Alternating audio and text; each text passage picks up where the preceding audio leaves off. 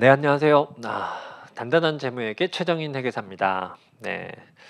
뭐 오늘 이 강의는 사실 이제 강의라기보다도 여러분들한테 어떻게 제가 재무회계를 단단하게 여러분들이 이제 믿고 의지할 수 있는 과목으로 만들지에 대해서 이제 설명을 드리는 자리가 될 것 같아요.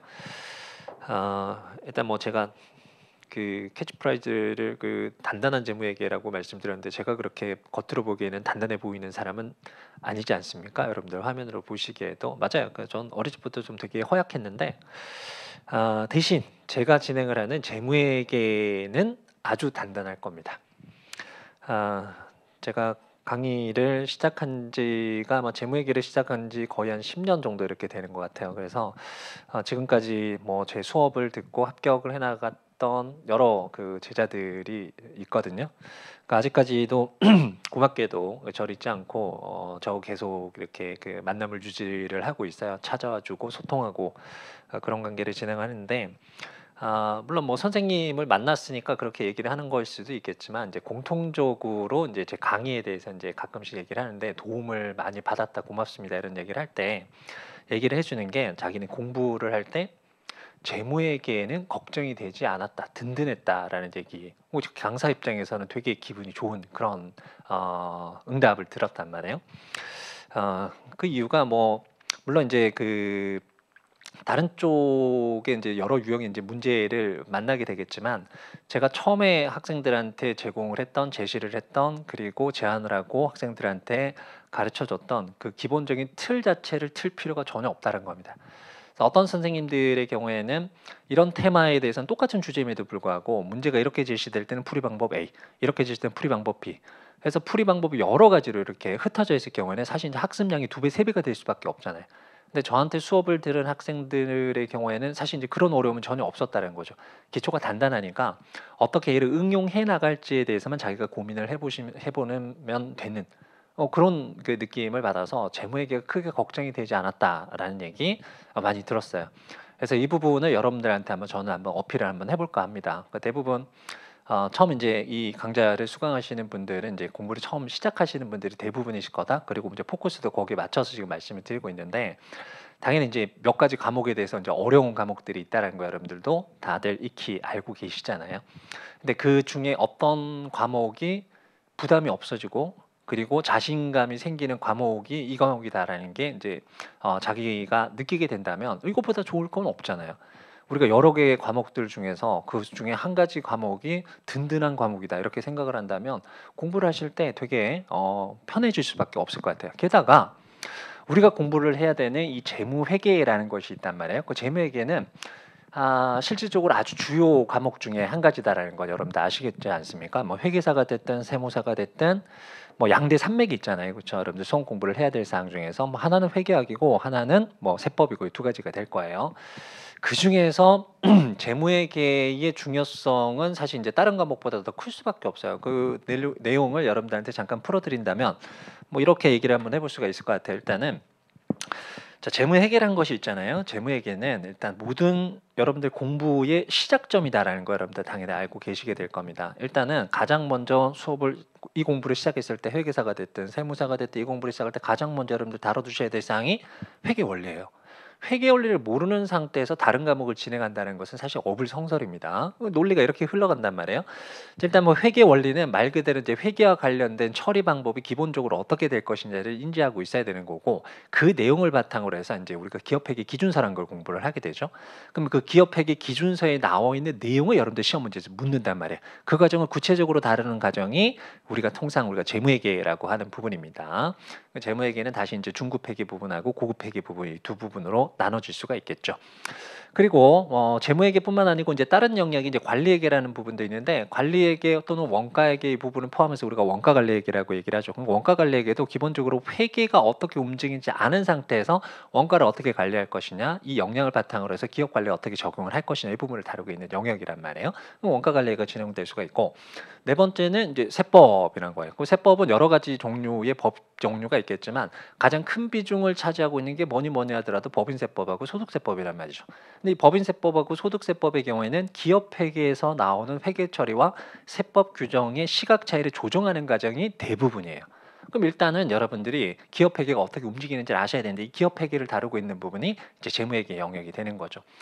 물론 이제 회계사 공부를 하시는 분들은 1차뿐만 아니고 이제 2차 과정 가서는 이제 회계 감사라는 것도 있는데 그 회계 감사도 기본적으로 회계 처리 내역을 바탕으로 해서 이게 잘 되었느냐 잘못되었느냐를 부분에 대해서 어떤 결정을 내리는 과정이 이제 회계 감사 과정에서 여러분들 다루시게 되는 사항이란 말이죠. 그래서 전반적으로 여러분들이 공부를 하셔야 되는 처음부터 끝까지 내역 중에서 회계라는 영역이 차지하는 비중은 너무너무 중요하다는 겁니다. 당연히 뭐 이런 부분 중요한 거 여러분도 아시겠지만 굳이 제가 재차 말씀드리는 이유는 이렇게 중요한 과목이니까 기초부터 튼튼하게 여러분들이 잘 흘러가실 수 있도록 처음부터 공부를 잘해 주셔야 된다는 얘기예요. 항상 첫 발을 잘못 때리는 순간 이게 돌아와서 다시 가기는 너무너무 힘든 거죠. 이게 사람들이 관성이란 게 있잖아요. 그러니까 처음에 잘못된 방향으로 움직였을 경우에는 다시 얘를 원점으로 돌려서 제 방향으로 가는 과정은 말처럼 쉬운 게 아니란 말이에요. 그러니까 처음부터 시작할 때부터 기초를 탄탄하게 닦아두는 게 중요하다. 왜? 이렇게 중요한 과목이니까. 또 한 가지는 실전 시험에서의 재무회계 중요성이라는 것도 있는데 뭐 당연히 아시겠죠. 1차, 2차 공통적으로 모두가 적용되는 과목이 이 재무회계라는 영역이죠. 뭐 1차 시험은 당연히 객관식 시험이고 2차 시험은 주관식 시험이라는 것도 알고 계실 거고요. 게다가 이제 배점도 상당히 높죠. 회계사의 경우에는 1차 문제에서 이제 회계학을 다루고 있는 부분이 전체 영역에 걸쳐서 한 50문제가 출제가 되죠. 이 50문제 출제 중에서 재무회계가 갖고 있는 비중이 35문제예요. 나머지 한 10문제 정도가 원가 관리회계, 나머지 5문제 정도가 이제 정부회계 이렇게 형식을 갖고 있고 배점도 상당히 높고요. 2차 과목에서는 아마 2025년부터죠. 아마 이 내용을 여러분들 이 촬영한 영상을 여러분들 보시는 분들은 아마 24년도 공부를 시작하셨으니까 25년도부터 아마 첫 번째 시험을 보시게 될 건데 25년도부터는 과목 수가 이제 2개로 늘어나요. 특히나 2차 과목의 경우에는 예전에는 그냥 재무회계 하나의 과목이었다면 이제 중급회계 파트하고 고급회계 파트가 이렇게 쪼개져서 2가지 과목으로 이렇게 차리게 된단 말이에요. 그럼 6가지 과목 중에서 2가지 과목에 해당했던 무려 3분의 1에 해당했던 부분이 재무회계를 다루고 있는 아주 중요한 부분이 되겠죠. 그래서 세무사분들도 마찬가지입니다. 1차 문제에서 여러분들 회계학이라고 공부를 하시게 될 건데 회계 개론에 40문제가 출제가 되는데요. 이 중에서 24문제 뭐 많게는 25문제까지가 재무회계 영역이니까 1차에서도 상당히 큰 비중을 갖고 있고 2차에서도 회계학 1, 2부 그리고 세법학 1, 2부 총 4가지 과목을 보시죠. 그중에서 한 가지 과목인 회계학 1부가 이 재무회계하고 원가 관리회계를 다루고 있는데 그중에서 재무회계가 배점 60점이에요. 그리고 원가 관리회계가 40점. 이거 딱 고정돼 있거든요. 이거 상당히 중요한 비중이다라는 거 여러분들 알고 계실 겁니다. 그래서 이런 중요한 내용을 담고 있는 재무회계니까 처음부터 찬찬히 잘 다듬어 가자라는 거 여러분들한테 제안을 드리는 겁니다. 자, 그럼 저하고 같이 어떻게 재무회계를 단단하게 할 거냐라는 거예요. 자, 첫 번째는 뭐 일단 재무회계 과목의 특성을 잘 이해를 하셔야 됩니다. 사실 이거는 재무회계뿐만 아니고 다른 과목도 마찬가지예요. 여러분들 공부를 하실 때 모든 과목에 대해서 똑같은 방법으로 공부를 해야지 바람직하지 않다고 생각을 합니다. 과목마다 특성이 있어요. 예를 들어서 어떤 과목의 경우에는 이해, 논리 위주로 접근을 해나가는 것이 올바른 방법에 해당했던 과목이 있고요. 상대적으로 어떤 과목들의 경우에는 그런 것보다는 암기에 치중해야 되는 과목들이 분명히 존재를 한단 말이에요. 그래서 과목의 특성을 충분히 이해하지 못한 상태에서 모든 과목이 똑같은 방법으로 나는 앉아서 열심히 공부할 거야. 물론 열심히 공부하는 거 좋죠. 하지만 우리는 효과뿐만 아니고 효율성도 여러분들 이렇게 고려를 하셔야 되는 거잖아요. 5년, 10년 걸려서 공부할 거 아니잖아요. 짧은 시간 내에 바르게 우리가 끝내기 위해서는 과목의 특성에 따라서 공부 방향을 잘 잡아 나가셔야 되는 거죠. 그래서 재무회계의 특성을 말씀드린다면 일단은 학습할 주제가 상당히 많습니다. 뭐 저하고 앞으로 같이 강의를 진행하게 되면 저희 교재를 이용하실 건데 뭐 제 교재뿐만 아니고 시중에 나와 있는 모든 교재 마찬가지인 것 같아요. 뭐 중급 회계만 하더라도 기본적으로 챕터가 한 22개, 23개 정도를 다루고 있는데 그게 각 회계 논제들이란 말이에요. 근데 이 회계 논제 등이 각각 있는 게 상당히 20몇 개만 하더라도 상당히 많지 않습니까? 게다가 양도 작은 게 아니란 말이에요. 그래서 첫 번째는 학습할 주제가 많다는 거고요. 학습할 주제가 많더라도 내용이 쉬우면 또 괜찮죠. 그런데 상대적으로 다른 과목 물론 이게 다른 과목을 제가 폄하하는 건 아니에요.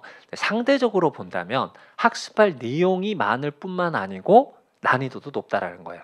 그래서 회계학 자체를 쉽게 만만하게 보고 들어오시는 분들은 아무도 없잖아요. 그 회계사 하시는 분들은 당연히 아실 거예요. 그렇죠? 1차부터 2차까지 2차 시험 문제 보면 어떤 경우는 토 나오죠. 이거 내용이 뭐야? 선생님의 입장에서 보더라도 상당히 난이도가 있는 그런 문제들이 출제될 수도 있거든요. 그럼 회계사들은 당연히 회계사라는 그 자격증의 의미를 통해서 본다면 그런 어려운 문제를 해결할 수 있을 정도의 자격은 갖추는 게 맞겠죠. 당연히 어려울 수밖에 없어요. 반면에 세무사의 경우는 사실 포커스가 세법 쪽으로 이렇게 맞춰지게 되는데 그럼에도 불구하고 현재 1차 시험을 봤을 때 꽈락률이라는 것이 이렇게 나온단 말이에요. 또는 응시자 비율에서 꽈락률이라는 게 나오는데 이 꽈락률이 가장 높은 부분이 뜻밖에도 회계학이에요. 그래서 이 부분은 상대적으로 난이도가 있을 수밖에 없다라는 거 여러분들이 기억을 하셔야 됩니다. 그래서 공부하셔야 될 주제도 많고 상당히 어렵기도 하다라는 거예요.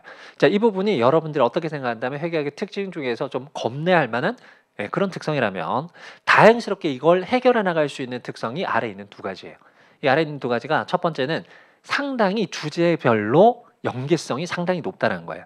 그 세법만 하더라도 법의 종류가 여러 가지가 있잖아요. 근데 어떤 법들의 경우는 하나도 관련 없는 법들이 있어.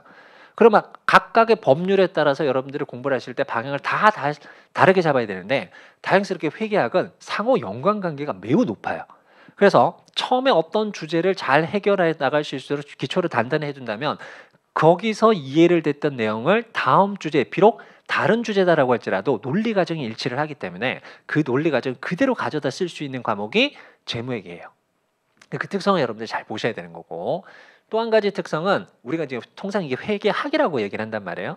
그러니까 회계학이 기본적으로 대학교에서 이제 학부 과정에서 전공할 땐 경영학 쪽에서 많이 전공에 포함이 되죠. 아니면 단독적으로 나와 있는 뭐 전공 강좌도 있지만 일반적으로 경영학에 들어가는 포함되는 사항이 뭐 회계학 비롯해서 한 5가지 정도가 되잖아요. 인사관리, 그다음에 뭐 생산관리, 마케팅, 뭐 재무관리 한 5가지 정도를 포함해서 우리가 일반적으로 경영학이라고 얘기를 하는데 그 중에서 학문이라는 이름이 붙은 거는 회계학 하나밖에 없단 말이에요.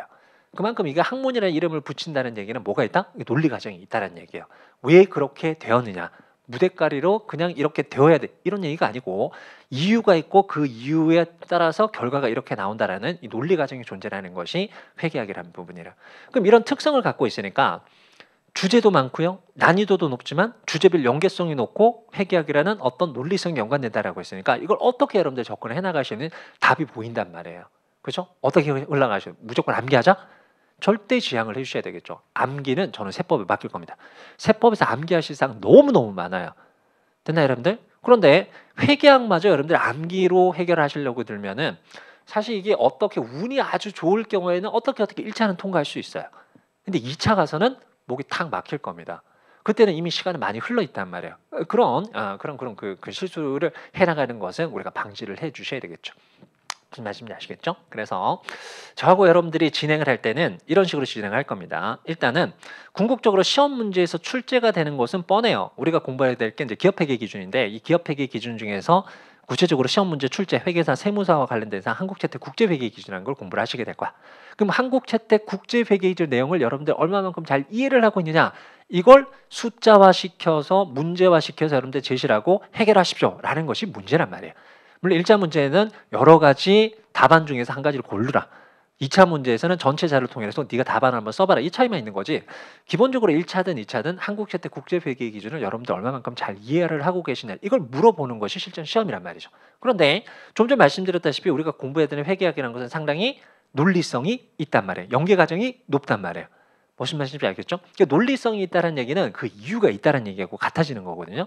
이렇게 회계 처리를 해야 돼. 거기에 대한 이유는 이거야. 이게 반드시 존재를 한단 말이에요. 근데 대부분의 시험의 경우에는 시험에서 강의를 하시는 분들은 이런 식으로 얘기를 안 해요. 그 취지에 대해서 얘기를 하지 않고 이거 이렇게 풀면 답이 나와. 이렇게만 말씀을 하신단 말이에요. 그럼 물론 처음에는 되게 기분 좋죠. 제시된 자료가 있고 시키는 대로 집어넣었더니 답이 나와요. 얼마나 기분 좋아. 근데 문제는 그 강사님이 출제로 들어가는 건 아니란 말입니다. 여러분들이 실제 시험 문제에서 받아야 되는 사항은 학원에 계시는 강사분들이 아니고 여러분들한테 그 요령을 가르친 강사분들이 아니고 교수님들이 들어가시는 거예요. 그럼 교수님들의 성향에 따라서 어떤 문제의 유형이 출제가 될지 모른단 말이죠. 그런데 여러분들은 특정 주제와 관련해서 특정 교재에 나와 있는 특정 방법에 대해서는 달달해서 일단 그 교재에서 나오는 문제풀이는 해결되니까 나는 안다. 이렇게 착각을 하시게 된단 말이에요. 나중에 후회해봐요. 이미 때는 많이 늦어 있을 수밖에 없어요. 그래서 저는 그런 종류의 강의를 하시는 분들 사실 굉장히 탐탁해하지 않습니다. 그래서 무조건 이틀에 넣고 이렇게 하면 답이 나와. 이유를 몰라요. 이게 무슨 이유냐. 우린 최소한 전문가가 되려고 하는 사람인데 이유 정도는 아셔야 되겠죠. 그래서 저는 처음부터 물론 기본 강좌에서 여러분들한테 왜 이런 규정이 나오게 됐는지 철저하게 여러분들한테 그 취지에 대해서 설명을 드릴 겁니다. 물론 이걸 너무 현학적으로 적용을 하면은 어렵죠. 취지를 하고 얘기를 하는데 취지를 막 이론서에 나오는 이런 얘기하고 있으면은 사실 와닿지도 않잖아요. 저도 잘 알아요. 저도 일단은 회계학 강의를 하는 사람이지만 저는 강사지 교수가 아니에요. 저는 여러분들 철저하게 시험 문제를 어떻게 해결해야 될 것이냐 거기에 대한 마련책으로서 대비책으로서 규정에 대한 취지를 말씀드린 거지 이걸 이론적으로 접근하려고 하는 사람은 절대 아니란 말이에요. 그래서 여러분들한테 쉽게 이해될 수 있는 사례를 기준으로 해서 왜 이런 규정이 나오게 되는지에 대해서 여러분들한테 잘 설명을 드리도록 할 겁니다. 그래서 실전 재무회계는 궁극적으로 기준서에 대한 이해를 확인하는 것이다. 기준서는 제정된 취지 이유 원인이 존재한다는 거죠. 그래서 얘를 이해를 한다면 실제 나중에 회계 처리되는 사항은 일종의 기법일 뿐이에요. 그 취지를 달성하기 위해서는 당연스럽게 이런 회계 처리가 필요해라는 걸 여러분들한테 알려드리도록 하겠습니다. 자, 또 한 가지 사항입니다. 또 한 가지 사항은 그러면 이렇게 이해가 됐단 말이에요. 그럼 이해가 됐으면 머릿속에 잘 차곡차곡 쌓아주셔야 될 거 아니야.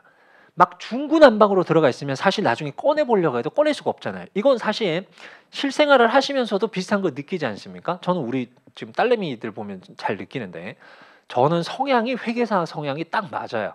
그래서 어릴 적부터 한번 성향이 그랬던 것 같아요. 원래 있어야 될 물건은 거기 있어야 돼요. 한번 사용했던 물건은 제자리에 둬야 돼요. 그래야지 제 마음이 편한 거예요. 왜? 그래야지 나중에 이용을 하려고 할 때 얘가 어디 위치한다는 걸 알고 있으니까 바로바로 쓸 수가 있단 말이에요. 그게 저 성향상 그렇게 좀 커왔던 것 같은데 우리 딸내미는 저하고 많이 달라요. 엄마를 닮았는지. 일단 한 사용한 물건은 아무렇게나 내팽개. 어디다 뒀는지 몰라요. 그래서 자기 물건임에도 불구하고 한참 찾아요. 이걸 시험으로 대입 한번 처리를 한번 해보도록 합시다. 분명히 공부를 열심히 해서 머릿속에 넣어놓긴 했단 말이야. 넣어놓긴 했는데 이거 시험 문제는 머릿속에서 공부한 거 끄집어내야 되는 거예요. 근데 이게 중구난방으로 섞여 있다라고 한다면 어떤 부분에 대해서 어떤 문제 유형에 대해서 어느 부분을 끄집어내야 될지 이게 정리가 안 돼 있잖아요. 그럼 문제를 풀 수 있다라고 할지라도 이거 찾아내는 데 시간이 한참 걸릴 수밖에 없잖아요. 근데 우리는 제한된 시간에 문제 해결을 해주셔야 된단 말입니다. 그러려면 어떻게 해주셔야 됩니까? 공부했던 부분을 머릿속에 차곡차곡 순서대로 잘 정리를 하실 필요가 있겠죠. 그래서 여러분들한테 수업 시간에 제시하는 사항은 두 번째 사항은 이해한 내용을 여러분들이 나중에 잘 정리해서 꺼내 쓰실 수 있도록 그 흐름이란 것을 명확하게 여러분들한테 제시를 할 겁니다. 설명할 때는 그 순서에 따라서 설명을 말씀드릴 거고요. 그리고 관련된 테마가 끝났을 때는 전체 흐름에 대해서 다시 한번 요약을 하게 될 거고요. 진행되는 강좌마다 일단 가장 먼저 여러분들하고 확인하실 사항은 흐름이에요. 왜냐하면 그 흐름 자체가 여러분들의 시험 문제에 묻고 있는 사항이에요. 전체 흐름에 대해서 묻고 있는 문제 유형도 있고요. 어떤 경우에는 그 흐름 중에서 일부분을 끄집어내서 묻고 있는 문제 유형이 있는 거지 일단 흐름은 알고 계셔야 되는 겁니다. 예를 들어서 재고자산, 나중에 여러분들 공부하실 거거든요. 재고자산, 가장 먼저 취득원가 결정을 하시고 취득원가가 결정이 됐다면 이제 원가 배분이라는 절차를 거친다. 팔려나간 것 매출원가로, 그렇지 않은 건 기말재고로. 그러고 봤더니 그냥 없어진 것들로 인해 감모란 것도 나오게 된다. 그럼 감모까지 반영해서 그러면 남아있는 금액들은 재무상태표 보고를 하려고 했더니 이게 원가보다 돈을 못 벌면 어떻게 하지? 마지막 고래에서 저가법 평가를 하자. 그러니까 이런 흐름들이 여러분들한테 머릿속에 차곡차곡 잘 정리가 됐으면 공부를 하실 때 그 큰 흐름에다가 살을 계속 붙여나가는 과정만 해주시면 되는 거예요. 처음에 제일 중요한 게 골격이잖아요. 항상. 저는 그림을 되게 못 그리는 사람이에요. 저는 미술 과목이 정말 싫었거든요. 근데 우리 둘째 딸내미는 그림을 되게 좋아해요. 그래서 항상 그림을 그릴 때 보면은 이상하게도 뭔가 그 여자의 그림을 이렇게 그리는데 일단은 십자가를 이렇게 긋더라고요. 이렇게 딱 잡아놓고 크게 골격을 잡아놓은 다음에 하나씩 집어넣고 있는 거예요. 이게 그림만 좋아하더라도 일단 기본적으로 모양새는 나오는 거죠. 일단은 골격을 잘 잡아야 된다는 겁니다. 그래서 골격을 잘 잡아놓고 거기에 덧칠을 해나가야지 예쁜 그림이 나오게 되는 거지. 그냥 눈 하나 그리고 코 하나 그리고 입 하나 그리고 그건 추상화잖아요. 추상화. 여러분들도 공부를 추상화처럼 해주시면 안 되는 거예요. 그렇죠? 맞나요? 그래서 일단은 흐름을 잘 잡고 큰 골격 잡아놓고 시간 들여서 거기를 계속 채워나가시는 거예요. 아시겠어요? 그게 이제 두 번째 제가 제안 드리는 겁니다. 그래서 명확한 흐름을 잡는 것은 공부를 효율적으로 할 수 있게 만든다라는 것을 여러분들 말씀드리고 자, 마지막 사항은 실제 이제 여러분들이 대입을 하는 거예요. 규정의 취지도 알았어요. 흐름도 알았어요. 그렇다고 해서 시험 문제에서 바로 이게 사용될 수 있으면 얼마나 좋아요. 물론 그런 학생분들이 있어요. 어떤 학생분들의 경우에는 일단 이해가 잘 되고 흐름이 잘 잡혀 있으면 실전 문제 나오더라도 그걸 무리 없이 적용하실 수 있는 분들이 있더라고요. 이건 그냥 그 과목이 잘 맞아서 그런 분이에요. 여러분들도 아시잖아요. 이제 고등학교 이렇게 공부를 해보시면은 어떤 친구들의 경우에는 똑같은 시간을 들으는데도 수학을 잘하는 친구가 있고요. 어떤 친구들은 영어를 잘하는 친구가 있고 어떤 친구들은 국어를 잘하는 친구가 있잖아요. 과목마다 자기하고 싱크로가 잘 맞는 과목들이 있다고요. 그래서 어떤 학생들의 경우에는 그 이해를 바탕으로 해서 당연히 이렇게 자연스럽게 되는 학생들이 있는데 물론 대부분은 그렇지 않다는 겁니다. 대부분의 경우에는 공부했다라고 해서 이걸 실전에 응용하는 과정이 쉽지는 않을 거 아니에요? 그러면 여러분들이 실제로 응용할 때 가장 좋은 방법은 정해진 틀이에요. 여러분들한테 그 정해진 툴을 만들어 드릴 겁니다. 이 툴을 이용을 하시면은 문제 유형이 어떻게 나오는지 상관없어요. 그 툴에다가 순서대로 집어넣기만 하면 답이 나오는 거야. 물론 그 툴 자체는 그냥 무식하게 이건 무조건 이렇게 집어넣어 이렇게 적용하셔서는 안 돼요. 방금 말씀드렸다시피 일단 규정에 대한 이해를 바탕으로 해서 흐름을 명확하게 그 흐름이 적용되는 과정이 그 틀을 이용을 하자는 거지. 앞 단계를 다 무시를 한 상태지 이 틀만 달달 배우자? 그건 요령이에요. 제가 제일 싫어하는 표현이 테크예요. 요령이에요. 이런 표현입니다. 아까도 말씀드렸다시피 사상 누각입니다. 그 틀을 외웠는데 그 틀만 외운 상태에서 문제를 대비해서 푸는 연습만 하신 분들은 문제 제시되는 유형이 조금만 바뀐다라고 할지라도 그 틀하고 이게 맞는지 그렇지 않은지 헷갈릴 수밖에 없어요. 그럼 그 문제 해결이 안 된단 말이야. 이런 문제가 발생을 할 수가 있으니까 일단 전 단계를 잘 닦아놓은 상태에서 얘를 활용하는 과정이 세 번째 단계다라고 생각을 해주시면 될 것 같아요. 자, 내용을 이해한 것과 실전 문제에서 그 이해를 활용하는 것은 다른 얘기죠. 또 문제 유형마다 다른 접근 방법을 사용한다면 이해한 내용이 상충되기도 하고요. 때에 따라서는 학습량만 늘리게 되는 수도 있습니다. 그래서 각 회계 주제별로 실전 문제에서 어떤 형식의 문제 제시에도 적용할 수 있는 툴을 여러분들하고 같이 활용하는 기법 이용을 한번 해보도록 할 거예요. 자, 간단한 사례 한번 얘기를 한번 해봅시다. 아직까지 여러분들이 아마 회계하고 공부를 안 하셨으면은 이런 내용 모르실 수도 있고 얼핏 이런 주제를 여러분들이 들어보신 분들도 있을 수가 있어요. 대표적인 사례로 이걸 한번 얘기를 한번 해볼게요. 그러니까 유형자산이라는 것을 나중에 여러분들이 공부를 하시게 될 건데 유형자산에 대해서는 이제 측정 모형이라는 것이 두 개가 있어요. 원가 모형, 재평가 모형 이렇게 있단 말이에요. 그러니까 원가 모형은 그냥 감가상각만 이렇게 진행하는 거예요. 사실 아직까지도 감가상각이 무슨 내용인지도 모르신다라고 한다면 사실 조금 버거운 사례가 될 수도 있지만 여러분들한테 이제 적합한 사례를 보여드리기 위해서 일단 유형자산 재평가 모형에 대한 사례를 들도록 할게요. 그래서 유형자산은 원가 모형 그리고 재평가 모형인데 원가 모형은 감가상각만 해주시면 끝납니다. 근데 재평가 모형은 감가상각이 진행된 이후에 그 재평가 모형을 적용하기란 유형자산에 대해서 주기적으로 재평가를 하래요. 이때 재평가되는 금액은 공정가치로 처리를 하랍니다. 그리고 이 주기란 것은 매년 말도 아니고요. 말 그대로 일정 주기에 따라서 처리를 하랍니다. 그리고 재평가를 했을 때 장부 금액이 증가할 수도 있고 떨어질 수도 있대요. 만약에 증가한다라고 한다면 그 증가분은 기타 포괄이익으로 처리를 하랍니다. 근데 만약에 떨어진다라고 하면 단기비용으로 처리하래요. 이게 기준서에 나와 있는 내용이란 말이야. 그럼 이 회계 처리를 이렇게 해야 되는 이유를 여러분들 알고 가신다라고 한다면 실질적으로 후속적인 회계 처리 과정은 그 취지 달성을 위해선 당연한 것이 될 수밖에 없어요. 이거 여러분들 같이 한번 살펴보도록 합시다. 자, 일단 규정에 대한 취지 말씀드린다고 말씀드렸잖아요. 그렇죠? 그럼 규정에 대한 취지를 한번 확인 한번 해볼게요. 자, 나중에 여러분들이 쭉쭉 공부를 해 나가시게 되겠지만 재무상태표라는 것이 있고요. 재무상태표는 기업의 재산 상태를 나타내고 있는 겁니다. 그럼 내가 지금 이용할 수 있는 총 자원이 얼마만큼 있냐? 그 중에서 빚은 얼마만큼 있냐? 그래서 순수하게 나한테 남은 금액이 얼마 있냐? 이런 규정이란 말이에요. 그래서 전체 총 자원을 자산이라고 얘기를 하고요. 갚아야 될 사항은 부채라고 하고 나머지 얘를 우리가 자본이라고 얘기를 해요. 그 중에서 자산이 차지하고 있는 비중이 가장 크거든요. 근데 자산의 종류는 기본적으로는 자산이란 것이 자원이니까 나중에 나한테 돈이 될 만한 것이 있어야 이걸 자산이라고 얘기를 할 수가 있어요. 경제적 자원이니까. 그러니까 자산으로 처리된 부분은 항상 나중에 돈이 될 놈이다 이렇게 생각을 하시면 돼요. 반면에 부채는 어떻게 생각하시면 돼요? 부채는 돈이 빠져나갈 겁니다. 이렇게 생각하시면 된다고요. 그럼 자산과 부채의 순액은 들어올 돈, 빠져나갈 돈, 순액 이렇게 계산하는 게 자본이란 말이에요. 그러니까 자산은 기본적으로는 나중에 돈이 될 것을 얘기를 한다. 그럼 돈이 될 것에 대한 정보를 외부 정보에 이제 전달한 것이 재무회계예요.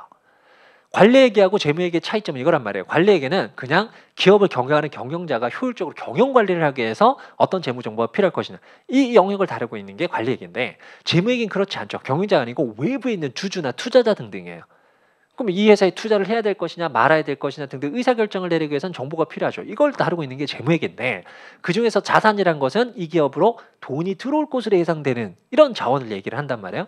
그럼 외부 정보형제한테 그 정보를 전달해야지, 아, 저 회사는 앞으로 들어올 돈이 저 정도 될 거니까 내가 이 회사 주식에 투자를 해도 되겠지, 이런 의사결정을 내릴 수가 있겠죠. 그래서 기본적으로 자산이란 것은 미래 현금 흐름에 대한 예측 정보를 제공을 해야 돼요. 그 예측 정보와 관련돼서 이제 여러 가지가 나타날 수가 있는데, 이제 또 한 가지 특징이 이제 유형 자산이란 거야. 그럼 유형 자산도 특징이 있다고요. 어떤 자산의 경우는 한번 쓰고 말면 그만인 자산이 있지만, 어떤 자산의 경우에는 계속적으로 반복적으로 취득해야 되는 자산이 나타날 수가 있어요. 이게 대표적인 게 유형 자산이야. 자, 예를 들어서 우리 회사가 기계 장치를 굴려서 제품을 제조해야 되는 회사야. 그럼 기계 장치는 유형 자산이란 말이에요. 근데 이게 내용 요소라는 게 딱 나와 있는 거잖아요. 4년 정도 쓰면 쓸모가 없어. 그럼 4년이 경과가 됐어요. 그럼 재취득이 필요합니까? 그렇지 않습니까? 아, 재취득이 필요할 거 아니에요. 4년 쓰고 기계장 재취득하고 지금 공장 문 닫아. 그럼 장사 안 하겠다고? 이게 아니잖아요. 그래서 제조업을 영위하기 위해서는 동일 용도의 기계장치는 계속적으로 취득이 필요하단 말이에요. 그렇죠? 그럼 재취득이 필요한다면 뭐가 빠져나갈까요? 돈이 빠져나가게 될 것이다. 이게 미래 현금 흐름이란 말이에요. 그래서 자, 유형자산의 내용 종료 시점에 동일 용도의 자산에 대한 재투자가 반드시 필요하니까, 재투자와 관련된 현금 흐름에 대한 예측 정보를 제공을 한다면 정보용자는 그 정보를 바탕으로 해서 저 회사는 언제쯤이면 돈이 얼마만큼 빠져나가겠지? 그러면 돈을 얼마만큼 더 벌 수 있고 어쩌고저쩌고 이런 의사결정을 내릴 수가 있게 될 거 아니야. 물론 그렇다고 해서 지금 현재 재투자가 발생하는 건 아니죠. 내용 요소가 끝나야지 발생을 하는 거니까. 그럼 미래에 대해서 재투자할 때 얼마만큼 될 것이다, 이런 추정한 정보를 임의적으로 제공할 수는 없어요. 그래서 어떤 정보를 대신 제공을 하냐면, 지금 현재 재투자를 한다면 이 정도 필요할 거야. 그럼 그걸 바탕으로 해서 정보용자는 지금 현재 한 100만 원 정도 드니까 3년에 바꾼다면 물가 상승 등등 고려한다면 이 정도 빠져나가겠지. 그래서 미래를 예측할 수 있는 투입 변수로서 이용이 가능하게 되는 겁니다. 그래서 재투자일 현재 공정가치 정보로서 이용자가 미래를 예측할 수 있도록 정보를 제공을 하는 거예요. 아시겠나요? 그래서 이제 이게 재평가라는 것이 필요하단 말이에요. 현재 장부 금액에 나와 있는 금액은 현재 공정 가치를 나타낼 수가 없어요. 그래서 얘를 재평가를 통해서 공정 가치 정보를 딱 전달을 해버린다면, 기계 장치네, 공정 가치 재평가가 있었네. 아, 지금 현재 나중에 빠져나간다면 지금 현재 가격 정도 한 요 정도 돈이 빠져나갈 것으로 이 기업은 예상하고 있네. 이런 정보를 전달하는 겁니다. 오케이. 그리고 또 한 가지는, 그럼 이 정보를 전달하기 위해서는, 그럼 재평가라는 건 매년만 하지. 왜 주기적이라는 표현을 쓰냐? 이것도 다 이유가 있단 말이에요. 물건의 가격이란 것이 분명히 변동을 하긴 하는데 매년 급격하게 변동을 한다? 아닐 수도 있는 거잖아요. 근데 한 3년, 4년 주기로 본다면 지난번과 비교해 봤을 때는 상당히 많이 바뀌었어. 이렇게 나올 거 아니에요. 그래서 어떤 유형자산의 경우에는 가격이 빈번하게 계속적으로 매년 심각하게 변동을 해요. 그럼 주기가 1년 주기가 되면 되는 거예요. 매년 재평가를 해주시면 되지만, 그렇지 않고는 3년, 4년 주기로 중요한 정도의 변동이 발생한다고 하는데 그 주기에 따라서 재평가를 해주시면 되는 거죠. 그래서 우리는 주기적 재평가라는 것을 얘기를 하는 겁니다. 재투자에 소요되는 금액은 매년 급격하게 변동하지 않을 수 있으므로 얘를 주기적으로 하자. 매년마다 할 필요는 없다. 만약 급격하게 변동을 한다면 그 경우는 매년만 해주셔야 된다. 뭐 이런 내용이에요. 자, 그리고 또 한 가지가 이제 재평가 회계 처리가 나타난단 말이에요. 재평가 회계 처리는 그렇게 생각을 해보시면 될 것 같아. 예를 들어서 지금 현재의 장부 금액이 1,000원짜리가 이렇게 있어요. 그럼 좀 전 말씀드렸다시피 공정가치로 재측정해서 정보를 전달한다면 정보용자에게 재투자 자금에 대한 정보를 전달할 수 있다라고 말씀드렸잖아요. 그러니까 일반적으로 자산 가격은 이렇게 상승을 하게 될 거란 말이에요. 예를 들어서 1,500 정도가 이렇게 됐어요. 그럼 회계처리 이렇게 나타나겠죠. 특정 자산의 장부 금액을 500만큼 증가시키는 회계처리가 나타날 겁니다. 물론 이 회계처리 모양새를 이해를 하시려면 회계원리 정도는 알고 계셔야 돼요. 자, 자산이 500만큼 증가합니다. 그러면 상대 계정 500이 이렇게 나와야 된단 말이에요. 복식부기 원리에 따라서. 그럼 얘가 뭐가 될 것이냐. 자, 순자산이 변동을 하는 요인은 두 가지가 있습니다. 주주와의 거래를 통해서 이걸 자본거래라고 얘기를 하고요. 급의 거래를 통해서 이걸 손익거래라고 얘기를 한다고요. 그래서 주주의 지분과 연관된 거래가 아닌 이상은 얘는 자본거래가 아니에요. 그럼 이거 뭐 주주가 거래하고 있는 게 아니잖아. 나 혼자 자산 평가하고 있는 거지. 그래서 얘는 손익거래예요. 그럼 손익거래를 통해서 자산이 이렇게 증가하는 것, 이걸 우리가 수익이라고 얘기를 한다고요. 얘를 수익이라고 이렇게 처리를 해요. 근데 수익이란 것은 단기 손익도 있고요. 그리고 기타 포괄손익이란 것도 있어요. net income, profit 이런 것도 있고요. other comprehensive income, 기타 포괄손익이라는 것도 이렇게 존재를 합니다. 자, 이 경우에 우리 기준서는 이걸 기타 포괄손익을 이렇게 처리하래요. 자, 이유는 이것 때문에. 자, 회계원리 과정에 공부를 하시면 이런 거 공부를 하실 거거든요. 자, 회사의 수익 계정이 이렇게 나와 있어요. 그리고 회사의 비용 계정이 이렇게 나와 있어요. 그럼 수익과 비용은 한 회계 기간의 기업의 경영 성과를 나타내고 있기 때문에 다음 회계 기간이 됐을 때는 경영 성과는 제로인 상태에서 제로 베이스에서 다시 시작을 할 수밖에 없어요. 올해 1,000만 원 벌었어요. 내년도 되면 다시 내년부터 얼마만큼 벌어야 되냐. 이렇게 올라가셔야 되는 거죠. 그래서 얘를 마감 절차라는 것을 거치게 된다고요. 그래서 수익 계정이 지금 대변 잔액이 있는 걸 집합손익으로 이렇게 보내죠. 집합손익.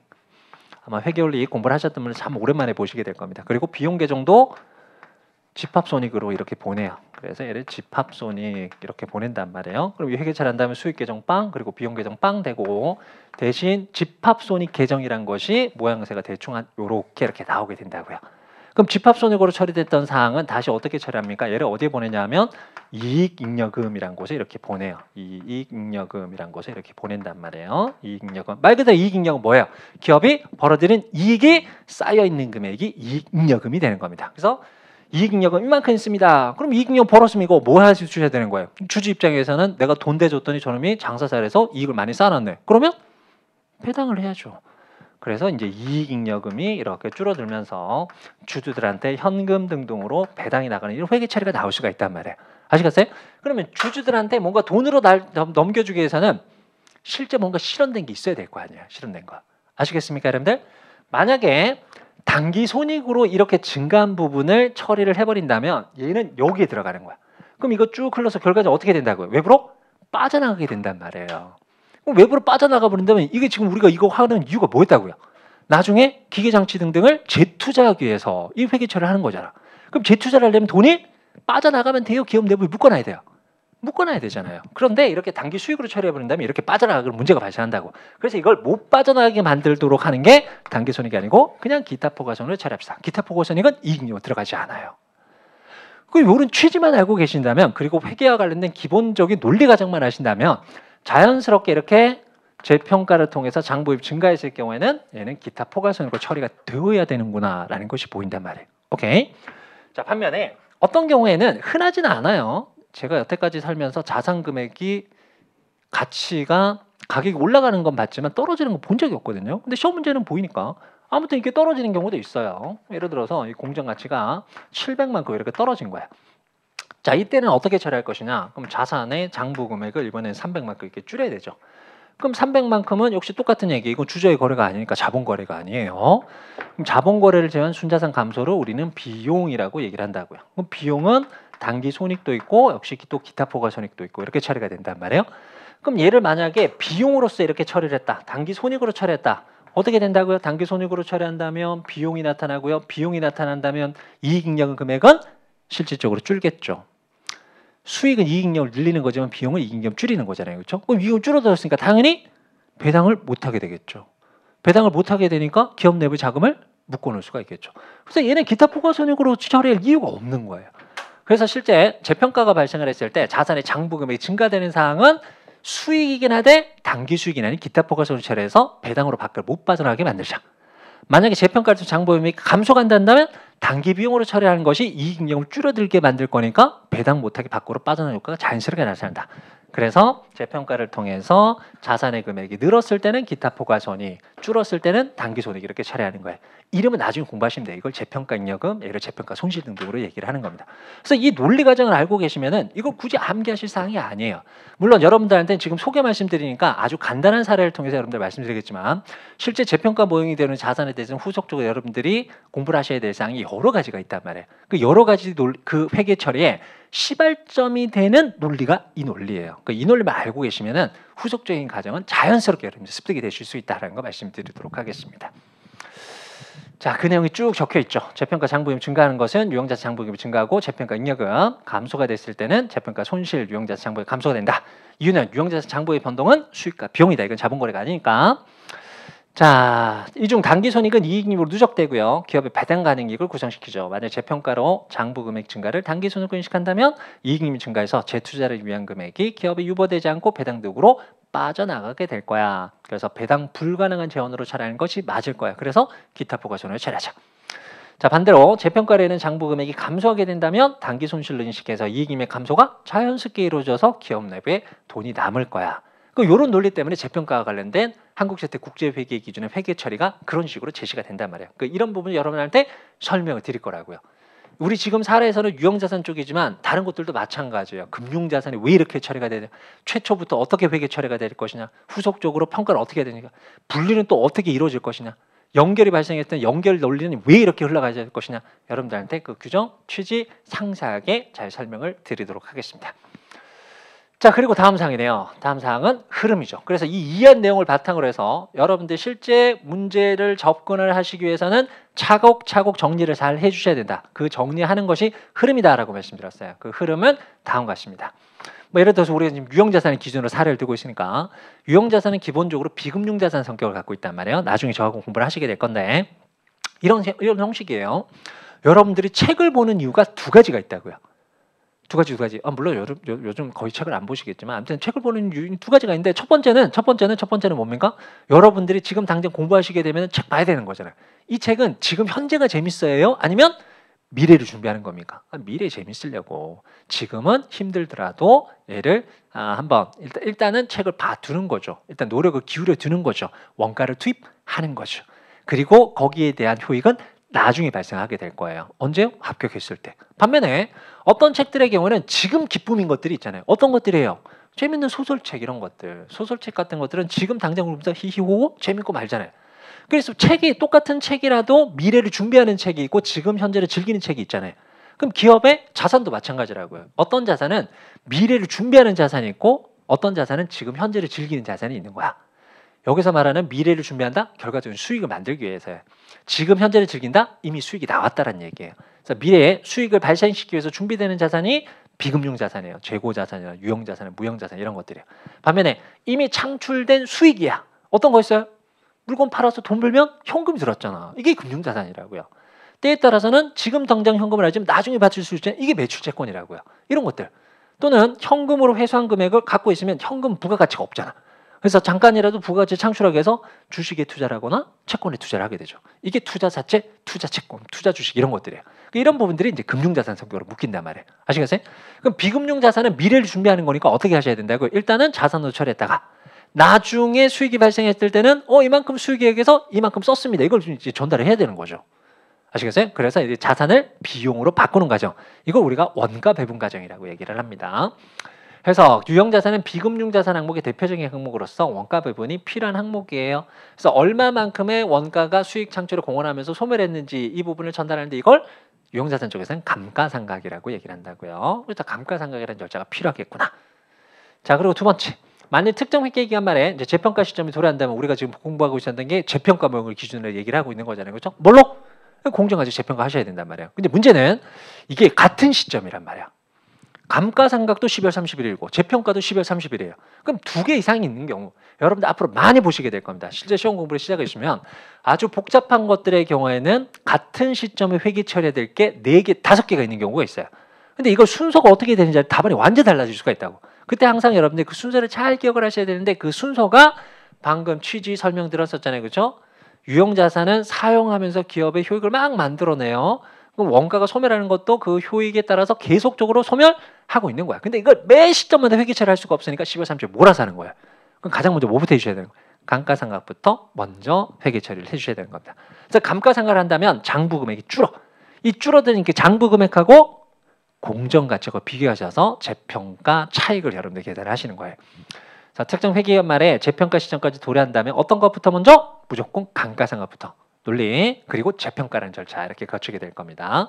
수익 창출은 회계기간 연중에 발생하고 이에 대한 회계 처리를 기말에 하는 것일 뿐이니까 항상 감가상각이 선행된다. 그래서 유형자산이 재평가 모형이 적용된다. 여러분들 문제를 툭 던졌어요. 그럼 방금까지 설명드린 것만 머릿속에 기억하더라도 가장 먼저 뭐부터 하셔야 되는 겁니다. 일단 감가상각부터 해주셔야 되는 거야. 그 다음 단계가 재평가 이렇게 들어가는 거예요. 아시겠어요? 그리고 또 한 가지가 여기까지 이제 붙으면 이제 아주 어려운 문제가 될 수가 있는데 이제 손상이라는 개념이 있어요. 손상. 자, 유형자산에 대한 손상까지 고려가 된다면 어떻게 할 거냐. 손상이라는 건 별거 없습니다. 자, 말씀드렸죠. 자산이란 것은 기본적으로 정보용자한테 한 요 정도의 효익은 미래에 발생할 거야라는 정보를 전달하게 된단 말이에요. 근데 어떤 경우에는 자산 장부 금액 찍혀 있는 것보다 미래에 기업에 돈이 될 만한 금액이 예상치가 줄어드는 경우도 있어요. 만약에 높다라고 한다면 정보를 지금 당장 말씀드릴 필요는 없어요. 그건 불확실한 사항이고요. 그리고 항상 정보를 전달할 때는 이렇게 정보를 전달하는 것이 이용자한테 도움이 될 것이냐 그렇지 않을 것이냐 이걸 생각해 보셔야 된다. 자산의 경우에는 긍정적인 시그널을 보고하자, 부정적인 시그널을 보고하자면 무조건 부정적인 시그널을 보고를 하셔야지 이용자한테 도움이 돼요. 자, 사례 한번 들어볼까요? 자, 여러분들 이제 공부를 시작하셨어. 대부분의 학생이란 말이에요. 그러면 실제 학생들 입장에서는 공부하실 돈을 여러분들이 직접 마련한 경우는 거의 없잖아요. 부모님한테 이렇게 받았을 거라고. 그럼 부모님이 여러분들한테 외부 투자자, 외부 정보 이용자가 된다고. 그럼 부모님이 가끔 여러분들 공부하시는 거 보고 이렇게 질문하실 수도 있잖아요. 그렇죠? 야, 누구누구야? 요즘 공부 잘 되고 있니? 내년에 시험 어떻게 될 것 같아? 이렇게 물을 때 여러분들이 대답할 수 있는 방법은 두 가지가 있다. 첫 번째는 빵빵 자신만만하게 얘기를 하는 거죠. 엄마 걱정하지 마. 해보니까 별거 아니야. 내년에 나 무조건 합격할 거야. 그 어머니 얼마나 자랑스럽겠어요. 자녀분이. 그렇죠? 아, 그래 역시 내 새끼. 그리고 내년에 합격하면은 역시 내 새끼 이걸로 끝나는데 문제는 대부분은 떨어진다는 거죠. 통계적으로 나오는 게 초시생들이 다음에 1차에 합격할 가능성은 회계사를 기준으로 세무사 기준으로 비슷해요. 한 15% 남짓밖에 안 되는 걸로 나오고 있습니다. 그럼 15%가 대부분 아닐 수도 있는 거잖아요. 대부분 아닐 수도 있는 거잖아요. 그렇죠, 여러분들? 그런데 이미 어머님한테는 나는 자신 있어라는 걸 자신만만한 소리 막 던져놨단 말이에요. 그럼 어머님 기대치가 막 여기까지 가 있는데 뚝 떨어지니까 이 새끼 말만 이렇게 나올 가능성이 존재를 할 수도 있는 거지 않습니까? 그렇죠? 그때 데미지가 너무 크단 말이에요. 그래서 두 번째 방법 이렇게 얘기를 하는 거죠. 누구누구야 요즘 공부 잘 되고 있니? 내년에 어떻게 될 것 같아? 엄마 정말 어렵네 이거. 역시 사람들이 어렵다 하는 게 이유가 있나 봐. 하지만 나는 열심히 최선을 한번 다 해볼 거야. 그럼 부모님이라고 뭐라고 생각하겠어요? 아유 이놈 이게 자신감도 이렇게 생각하시는 분 아무도 없다고. 그렇게 그냥 그치 어려운 공부하니까 이해가 된다야. 그래도 열심히 한번 해봐. 이렇게 말씀하실 거 아니에요. 그리고 내년 시험을 딱 봤어요. 근데 떨어졌어. 별 타격 없죠. 어려운 시험 공부하고 있다는 거 알고 이게 단기간 내에 해결될 수 없다는 것도 부모님이 아시게 될 거니까 힘내. 내년에 다시 한번 해봐. 이렇게 말씀하실 거 아니에요. 그런데 붙었어요. 그러면 기쁨 2배, 3배, 10,000배가 되는 거죠. 어이구 이놈 자신 없다고 얘기를 하더니 정말 열심히 했나 보네. 합격했네. 자, 어떻게 정보를 전달하는 것이 부모님의 마음을 좋게 만드는 겁니까? 결정이 되기 전까지 긍정적인 시그널을 보내는 게 좋다는 얘기예요. 상당히 비관적인, 얘를 회계에서는 보수적이라고 얘기를 하거든요. 보수적인 정보를 전달하는 게 정보용자한테 도움이 될까요? 보수적인 정보를 전달하자는 거예요. 그래서 물건을 팔았을 때 이익이 발생할 수 있습니다라는 건 애초에 얘기를 안 하는 거야. 기대치를 주지 않게 해서. 근데 물건을 팔았을 때 이거보다 돈이 덜 들어올 것 같습니다라는 것은 미리미리 알려줘야지 정보용자가 대비를 할 수가 있단 말이에요. 뭔 말씀인지 아시겠어요? 그런 과정을 다루는 게 이제 손상이라는 개념이 되는 겁니다. 그럼 손상이라는 것은 자산 쪽에서는 항상 발생할 수밖에 없기 때문에 얘도 검토하는 절차가 거치게 될 건데 얘를 언제 할 것이냐? 얘는 맨 마지막 절차예요. 손상이라는 것은 항상 재무 상태비 바로 씻기 직전에 고민을 해보는 겁니다. 아, 혹시 이 금액보다 돈이 덜 들으면 어떻게 되지? 이게 손상이에요. 그래서 손상은 맨 마지막이에요. 아시겠어요? 자, 그러면 제가 아주 간단하게 말씀드렸던 유형자산과 관련된 흐름의 순서 어떻게 잡아주셔야 된다고요? 가장 먼저 감가상각, 그 다음이 재평가, 맨 마지막 절차가 손상이에요. 아시겠어요? 감가상각이 맨 먼저, 그 다음이 재평가, 그 다음이 손상이에요. 그러니까 이런 부분들을 여러분들이 머릿속에 흐름을 잘 기억하고 계신다면 시험 문제에서 시험 문제가 나왔어. 감가상각을 묻는 문제? 그럼 거기서 끝내주시면 되는 거야. 재평가 관련된 문제를 물어요? 그럼 감가상각을 한 이후에 재평가 절차까지 여러분들 따라가셔야 되는 거야. 손상에 대한 사항을 물어요? 그러면 감가상각, 재평가 한 후에 손상까지. 이렇게 순서 흐름을 여러분들 명확하게 잡아주셔야 된다는 얘기가 되는 겁니다. 무슨 말씀인지 이해가 되셨죠? 자, 그럼 이렇게 이해한 부분을 바탕으로 해서 여러분들이 어떤 틀에 따라서 문제 접근을 하실 거냐라고 한다면 다음과 같은 툴을 이용을 하실 겁니다. 물론 여러분들은 아직까지 공부를 시작하지 않으신 분들이 대부분이어서 여기에 들어갈 숫자 등등이 어떻게 나와야 될지 그 얘기를 하면은 이제 기본 강좌에서 수업이 진행이 돼야 되는 거고 여러분들한테 크게 모양새만 만들어 드린 겁니다. 모양새 만들면 우리가 일단 그 규정이 왜 이렇게 나온지 여러분들한테 취지 설명 드렸죠? 흐름도 잡혀 있단 말이에요. 그럼 그 흐름을 실제 문제풀이 하실 때는 이 틀에다가 대입만 해주시면 되는 거예요. 이 틀 자체만 외우라는 얘기가 절대 아니라고요. 이 틀이 왜 그렇게 나왔는지 충분히 고민하시고 이해하신 상태에서 명확하게 머릿속에 나와 있는 흐름을 시험 문제 대입할 때 이 모양새를 이용해서 접근을 하자라는 겁니다. 그 제가 조금 전에 말씀드렸던 순서가 그대로 나오는 거야. 기초금액에서 감가상각 해주시고 재평가하시고 손상까지입니다. 그리고 안에 있는 뭐 재평가 잉여금, 재평가 손익 등등이 단기손익 기타 보고서에 나오는 건 세부적으로 지금 나중에 차근차근 공부를 해내보시면 되는 거예요. 그래서 이 흐름과 이 툴 모양이 머릿속에 잘 기억하고 계신다면 실제 시험 문제에서 자료가 어떻게 제시되는지 상관없어요. 여러분들이 이해하고 충분히 공부하고 고민하고 이해하신 분들을 바탕으로 해서 이 툴에다가 첫 번째 뭐부터 집어넣자? 기초금액이 얼마인지부터 집어넣자. 감가상각을 계산하자. 장부를 계산해놓고 재평가 시점에 들었다. 재평가를 하자. 그리고 그 재평가된 금액하고 기존에 있던 장부비 차이에 해당했던 부분이 손익효과가 나타난다. 장부비 증가한다면 기타 보고손익 처리하자. 떨어진다면 단기손익으로 처리하자. 그렇게 해놓고 마지막으로 손상. 혹시라도 이 금액보다 나중에 회수할 수 있는 금액이 더 작다라고 한다면 그 금액으로 보고를 하자. 그럼 그 변동에 대해서 손상, 차손 등등에 인식하자. 이런 모양새를 여러분들 잘 갖춰놓으신다면 무리 없이 해결을 해나가실 수 있을 것이다라는 거예요. 그러니까 여러분들한테 오늘 사례를 들면서는 간단하게 유형자산 재평가와 관련된 사례를 통해서 말씀드렸지만 실제 우리가 다뤄야 될 테마들이 아까도 말씀드렸다시피 재무회계, 중급회계만 하더라도 22개, 23개 영역이 됩니다. 고급회계 쪽을 가시면 고급회계 보통 한 5개 파트로 이렇게 나오거든요.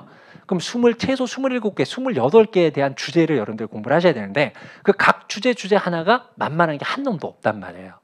그 부분에 대해서 강의를 진행할 때마다 자 여러분들 오늘은 재고자산 봅시다. 오늘은 금융자산 봅시다. 오늘 충당부채 봅시다. 오늘 복합금융상품 봅시다. 이것들은 이러이러한 규정에 따라서 회계 처리하셔야 되는데 그 이유는 다음과 같습니다. 여러분들한테 규정을 잘 설명을 드릴 거고요.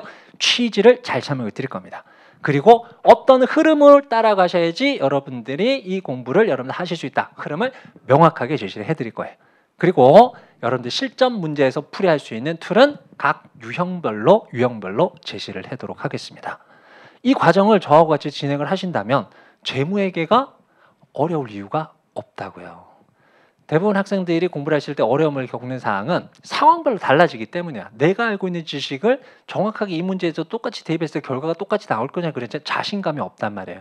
근데 이 틀을 딱 갖춰놓는다면 자신감을 여러분들이 가지고 공부를 하실 수 있게 될 겁니다. 그래서 오늘은 사례니까 여러분들한테 제가 앞으로 강의를 진행을 한다면 이러이러한 방법에 따라서 여러분들한테 제시를 해드리겠습니다라는 거 소개 말씀 드렸고요. 실제 강좌에서 여러분들하고 전체 내용을 심도 있게 다루면서 그리고 재밌게 여러분들하고 수업을 진행하는 그 시간을 기대하도록 하겠습니다. 오늘 여러분들한테 드릴 말씀은 여기까지인 것 같네요. 다음에 건강한 모습으로 뵙도록 하겠습니다. 고맙습니다.